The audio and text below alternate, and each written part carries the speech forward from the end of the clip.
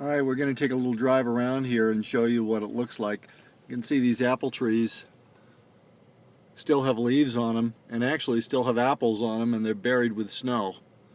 So there won't be any picking today, I'm afraid.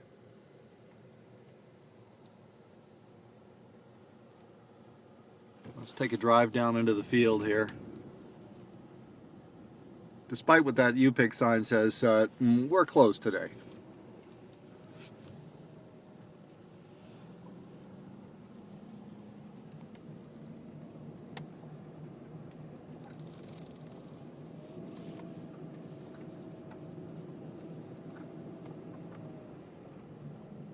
This is beyond belief.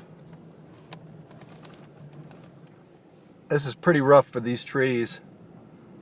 There's some places where there's still a lot of apples on the trees, and I'm afraid there's going to be a lot of damage from this. Pardon the bumpy road.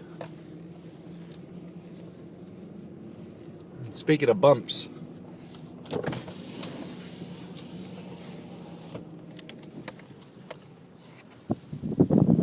all those bumps out there in the field,